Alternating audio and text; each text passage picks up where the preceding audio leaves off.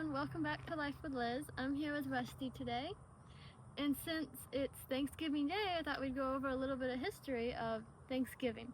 So we start back in September of 1620, when the Mayflower left Plymouth, England, carrying 102 passengers. Also, as always, I have my notes, keep me on track. I don't know, something's spooky. Let's see. So the journey lasted 66 days, and they dropped anchor near Cape Cod, and a month later crossed the Massachusetts Bay, where the Pilgrims began the work of establishing a village at Plymouth.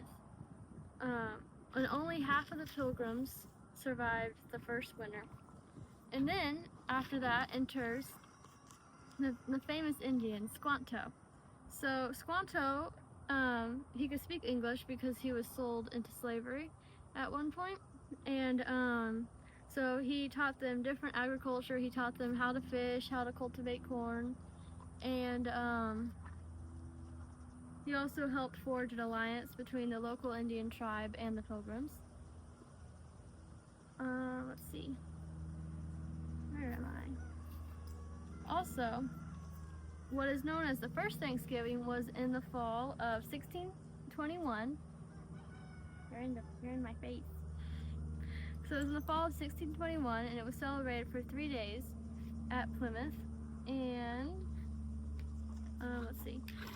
Most people say the Indians actually came because of the Pilgrims firing arms as part of the celebration, and then were invited to stay. And then, so jumping forward, Thanksgiving was not yet a national holiday, but the first time, so George Washington in 1789 issued the first Thanksgiving proclamation, and the following presidents also designated days of thanks.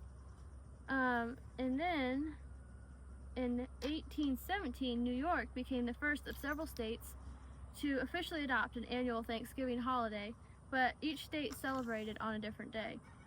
Let's see.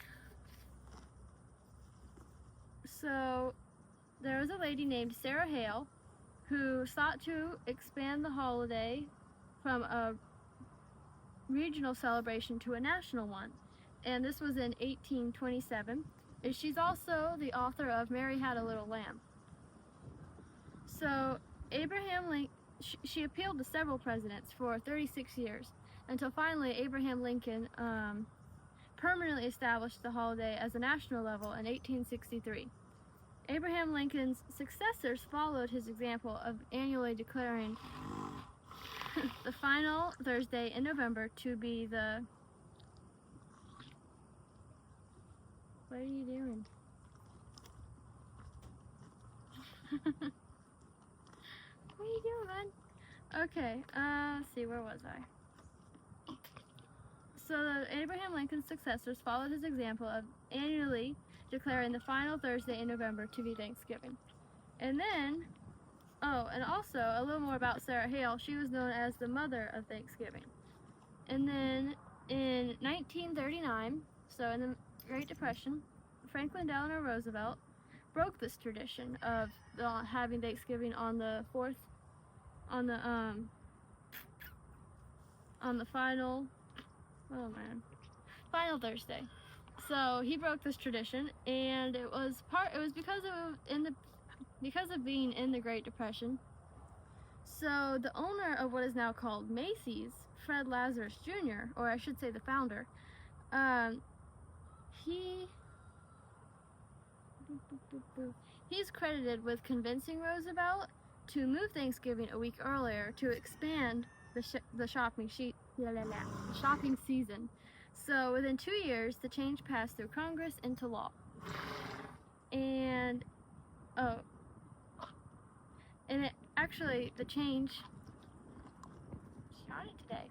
change had a lot of opposition and actually became known as Franksgiving.